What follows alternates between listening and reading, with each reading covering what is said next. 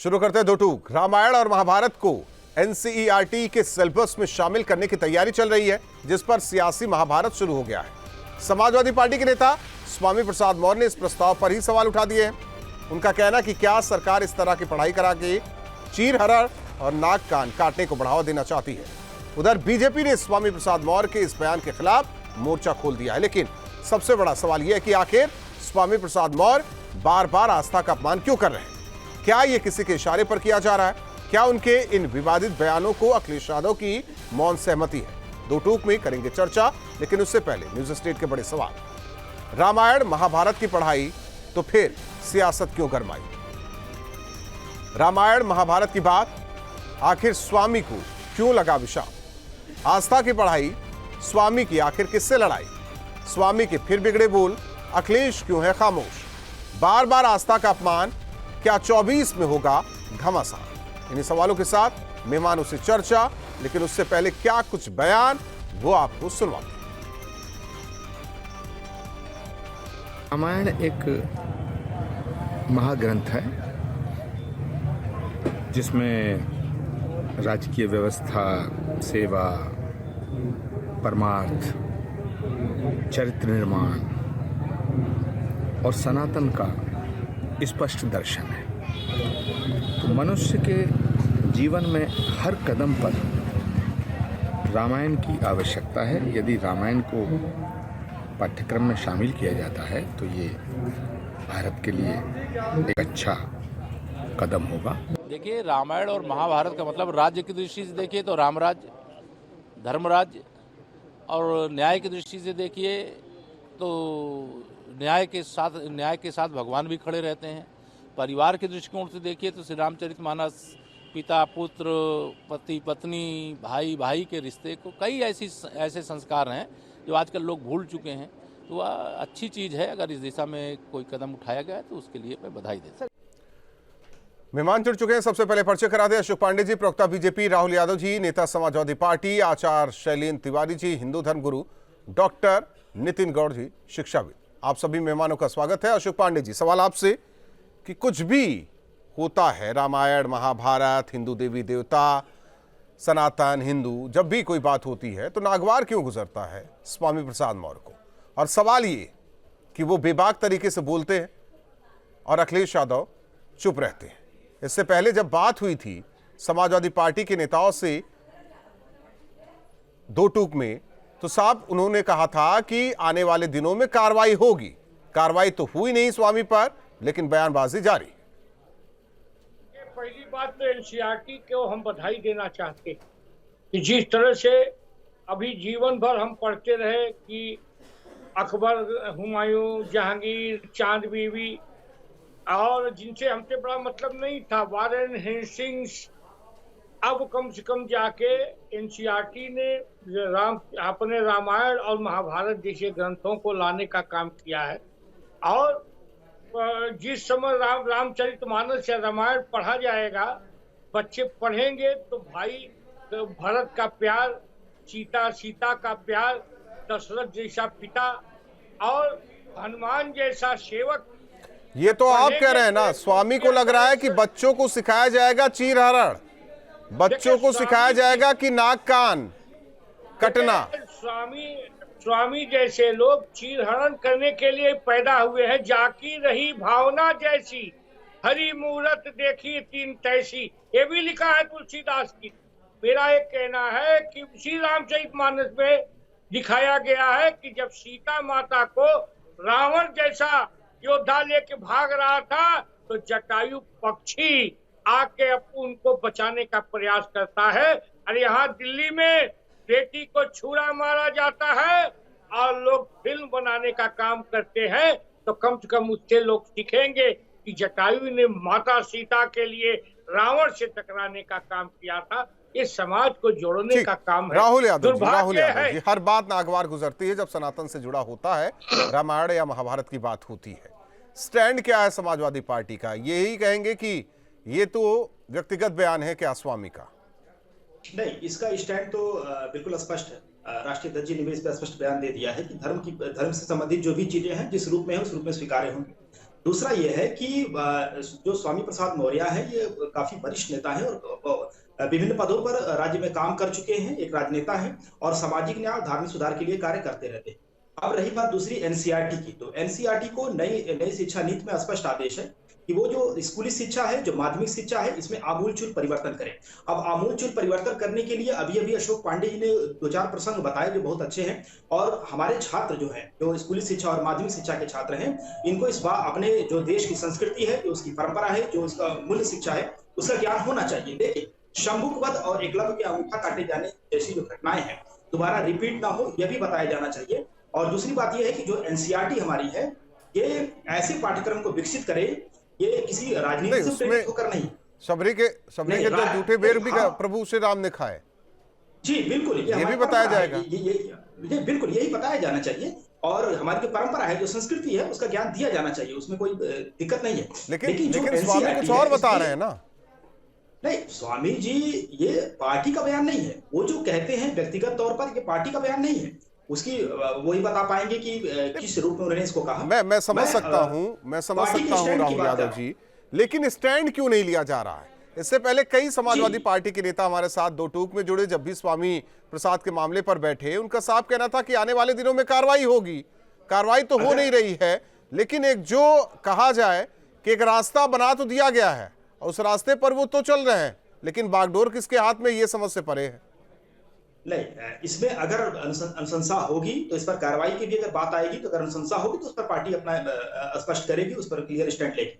लेकिन अभी एनसीईआरटी का जो अस्तित्व है, इस पर एक सवाल है। सवाल यह है कि हमारी जो नई शिक्षा नीति है, इसमें जो हमारी स्कूली और माध्यमिक शिक्षा है, जो कि किसी भी देश की प्राथमिक शिक्षा उस देश की बैकबोन होती है, उसके रीढ़ की हड्डी होती है, उससे हमारा मानव संसाधन कैसा होगा यह तय होता है। तो ये जरूरी है कि इसमें राजनीति बिल्कुल न की जाए। जो वैज्ञानिक पद्धति है, जो तकनीकी शिक्षा है, जो व्यवसायिक शिक्षा है, राजनीति कौन कर रहा है वो तो आप बेहतर तरीके से जानते हैं। आप लोग बस व्यक्तिगत बयान इतनी लाइन सेट करके आप लोग निकल जाते हैं। नहीं, मैं अशोक पांडे जी को भी स्पष्ट कर दूं कि एनसीईआरटी एक स्वायत्त संगठन है, उसके ऊपर किसी तरह का राजनीतिक दबाव ठीक नहीं है। 1961 में स्थापित है, वो स्कूली शिक्षा के लिए अपना तो स्वामी बना रहे हैं। आचार्य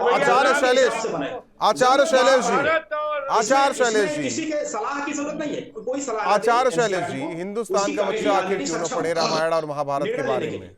सवाल इस बात को लेकर, और ये स्वामी होते कौन है? लगातार बयानबाजी कर रहे हैं, लेकिन बस यही कहा जाता है कि कार्रवाई होगी। कार्रवाई के नाम पर क्या होता है सब जानते हैं, फिर बयानबाजी। इतनी चिढ़ क्यों है?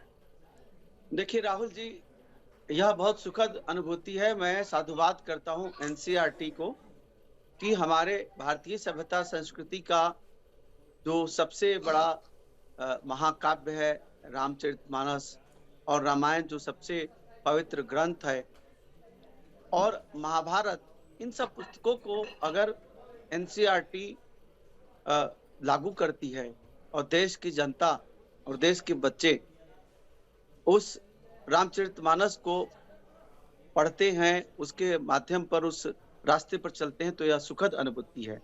साथ ही साथ मैं आपको बता देना चाहता हूं राहुल जी, यह जो स्वामी प्रसाद मौर्य है, इसके बारे में मैं दो ही बात कहता हूं। या तो समाजवादी पार्टी इस व्यक्ति को निकाले, और नहीं तो मैं भारत सरकार से मांग करता हूं इस व्यक्ति को फांसी की सजा दी जाए। बार बार मैं मांग करता हूं इसको फांसी की सजा हो, अथवा इसे पागल खाने भेजा जाए। महालक्ष्मी माता के बारे में जो बार बार अपमानित भाषा बोलता है, आप इतनी बात कहेंगे तो फिर ये कहा जाएगा ये तो पिछड़ों का अपमान है, आप ओबीसी को टारगेट कर रहे हैं क्या? जाति पाति की बात, अरे वो राक्षस है, राक्षस को तो राष्ट्रीय स्तर पर उसको फांसी देना चाहिए। हमारे सनातन धर्म के खिलाफ बोल रहा है, उसको फांसी देना चाहिए, या फिर उसे, वह पागल है तो उसे पागल खाने इलाज करना चाहिए। वह बार बार महालक्ष्मी माता को अपमानित कर रहा है, वह बार बार जो है रामचरितमानस का अपमान कर रहा है, हमारे भारतीय सभ्यता। ठीक है, वो तो अपमानित कर रहे हैं, लेकिन जिस पार्टी के हैं, पार्टी के राष्ट्रीय अध्यक्ष क्या कर रहे हैं? अरे पार्टी तो समाप्त होने की स्थिति पर, 2024 में उसकी लुटिया डूब जाएगी। समाजवादी पार्टी का लुटिया खुद डुबा रहा है वो। लेकिन मेरा ऐसा मानना है कि ऐसे लोगों के ऊपर दंडात्मक कार्रवाई कब होगी? मैं भारत सरकार से मांग करता हूं कि ऐसे दोषियों को तुरंत तत्काल उसको कानूनी कार्रवाई करना चाहिए। जो भावना भड़का रहा है, धार्मिक भावना भड़का करके और देश के डॉक्टर नितिन जी, हिंदू लोगों को आहत कर रहा है, इस व्यक्ति को तत्काल नई शिक्षा फांसी नीति होना के चाहिए। तहत इसे लाया जा रहा है। सवाल इस बात को लेकर है कि आपने भी पढ़ा, हमने भी पढ़ा, अब तक जो भी शिक्षा नीति रही उसके तहत पढ़ाया ही गया है सबके बारे में ज्यादातर। ऐसे में किसी को गुरेज नहीं होनी चाहिए। सवाल इस बात को लेकर है, हाँ, सवाल इस बात को लेकर है कि समाज बेहतर बने, इसी की कोशिश है। समाज को ये पता होना चाहिए कि आखिर है क्या जो भ्रम फैलाया जा रहा था, कम से कम उससे तो साक्षात्कार होगा बच्चों का। नमस्कार। मैं सबसे पहले न्यूज़ नेशन को धन्यवाद देना चाहता हूं जितने मुझे इतने महत्वपूर्ण विषय के लिए यहाँ आमंत्रित किया है। मैं क्योंकि शिक्षक हूं, मैं इतना जानता हूं कि किसी भी धर्म का हो, किसी भी ग्रंथ का हो, अच्छी चीजें हमेशा पाठ्यक्रम में लानी चाहिए, क्योंकि आजकल बच्चों का अपने नैतिक मूल्य, सभी चीजों को, संस्कारों को भूलते जा रहे हैं। और अगर हम किन्हीं माध्यम से, रामायण हो, महाभारत हो, अन्य ग्रंथ हो, गीता हो, किन्हीं भी माध्यम से अगर हम उनके बच्चों के संस्कारों को वापस ला सकें तो अच्छी पहल है।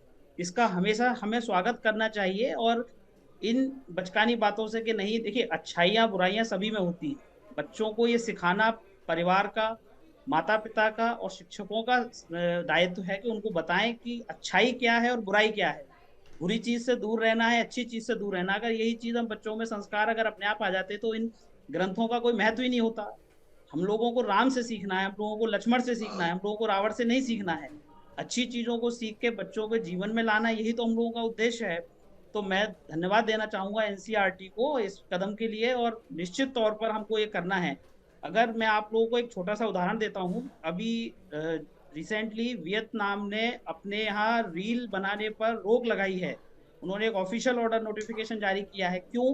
क्योंकि वहाँ की पूरी जनरेशन रील बनाने में लगी हुई है। वो अपने संस्कारों से अपने देश को पीछे अगर हम अभी 10-20 साल की बात करेंगे, वो देश खत्म हो लेकिन यहाँ जाएगा। कोई भी फैसला उसे सियासी चश्मे से देखा जाता है। हालांकि राहुल यादव जी, आप कह रहे थे कि सियासी दबाव नहीं बनाया जाना चाहिए, लेकिन सियासी दबाव तो स्वामी प्रसाद मौर्य बना रहे हैं।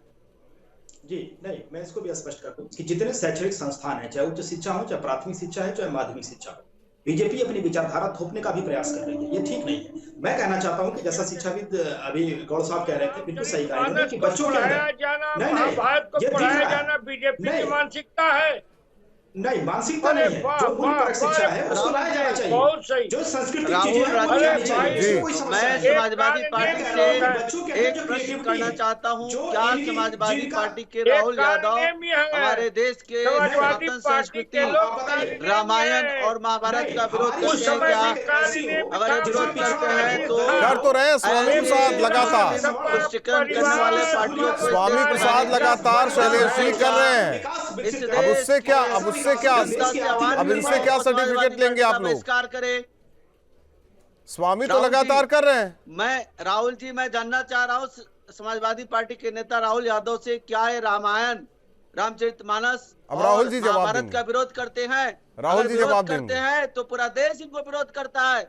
ऐसी पार्टियों को आचार्य जी, मैं स्पष्ट कर देता हूं। नहीं, आचार्य जी, मैं आपको स्पष्ट कर दूं कि रामायण, महाभारत या किसी भी धर्म के जो धर्म ग्रंथ है, जो उसकी मान्यता है, किसी भी धर्म, अरे आप यादव भाई, यादव कुल में आपका धर्म उसको हम उसी रूप में स्वीकार करते हैं। राहुल जी, आपका जवाब सुन लीजिए धर्म आचार्य जी, जवाब सुन लीजिए। हमारी शिक्षा व्यवस्था की जो जरूरतें हैं वो नई शिक्षा नीति में स्पष्ट है कि हमें हमारी शिक्षा बिल्कुल क्रिएटिव होनी चाहिए। हमारी शिक्षा बिल्कुल ऐसी होनी चाहिए जिससे हमारी शिक्षा तो थी, गुरुकुल वाली शिक्षा थी। राहुल यादव जी, राहुल यादव जी, हमारी शिक्षा तो गुरुकुल वाली थी, उसे भी खत्म किया गया। नहीं, उसे तो खत्म किया गया ना। जो गुरु उसने खत्म नहीं, दुनिया ने उसको एक्सेप्ट किया। फिर किसकी शिक्षा नीति अब तक? हमें उस नहीं, मार्गले की शिक्षा नीति जो कि थोपी गई है। नहीं, हमारी शिक्षा नीति में जो पिछड़े वर्ग हैं, जो दलित हैं, आर्थिक रूप से कमजोर सवर्ण हैं, इन सबको भी समाहित किया जाना चाहिए। कमजोर तबकों को शक्ति प्रदान करने अशोक पांडे जी, अब इसमें भगवा स्वामी खेल किसके लिए ले?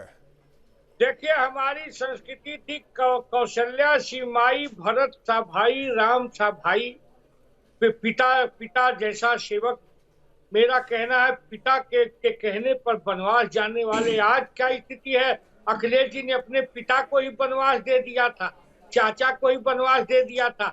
अगर शिक्षा जगत में आएगा तो कम से कम अखिलेश यादव तो सीखेंगे। अखिलेश जी ने अपने चाचा को ही वनवास दे दिया था, चाचा दूसरी पार्टी बना लिए थे। एनसीईआरटी में आएगा तो कम से कम अखिलेश यादव भी कुछ सीख जाएंगे। एक काले नेमी लोग हैं, आप अपने एक सहयोगी काले संगठनों नेमी को लोग संभालें। हैं। आप एक राजभर जी को मंत्री पद दीजिए ना। स्वामी प्रसाद मौर्य के साथ उन्होंने आपकी मदद लखनवी की है। और के आप अपने बारे में काले बताइए ना। घूम रहे हैं आपके और साथ के एक लोग दूर जा रहे हैं आपसे। भाई के मामा शैलेश का जी खानदान एक है। छोटा सा सवाल है, क्या किसी की विचारधारा थोपी जा रही है अगर रामायण महाभारत को एनसीईआरटी के सिलेबस में शामिल किया जा रहा है? देखिए राहुल जी, कोई विचारधारा नहीं है, ये तो हमारी संस्कृति का एक अंग है, अभिन्न अंग है, और पूरे देश के लिए रामायण, रामचरितमानस और महाभारत तो अनुकरणीय है। और राहुल यादव जी यादव है भाई, इनका ग्रंथ है रामचरितमानस और महाभारत, इनका ग्रंथ है, कोई बाहर का ग्रंथ नहीं है, पूरे भारत का ग्रंथ है। और उसमें से जितने भी अच्छाई स्वामी का नहीं है लेने की जरूरत है, आज स्वामी का नहीं है को लेने की जरूरत है। स्वामी राक्षस है, उसका अंत आ गया, उसकी मृत्यु बहुत नजदीक होगी, उसकी मृत्यु नजदीक होगी, क्योंकि वह देवी देवताओं के खिलाफ बोल रहा है। मैं तो मांग करता हूँ भारत सरकार से कुछ फांसी की सजा हो। चलिए, आप चारों मेहमानों का बहुत बहुत धन्यवाद हमारे साथ जुड़ने के लिए। जाहिर तौर पर एनसीईआरटी अपने सिलेबस में रामायण और महाभारत के अध्याय को जोड़ेगी। जाहिर तौर पर यह कहा जा रहा है कि जो अच्छी चीजें हैं वो बच्चे कम से कम जाने, लेकिन दूसरी ओर स्वामी को इसमें भी एंगल नजर आ गया। वो लगातार बयानबाजी कर रहे हैं, चाहे सनातन, हिंदू देवी देवता, हिंदू होना, राम मंदिर, और अब रामायण और महाभारत को सिलेबस में शामिल करने को लेकर। सवाल ये कि आखिर कब तक चुप बैठे रहेंगे अखिलेश यादव? 2 टूक में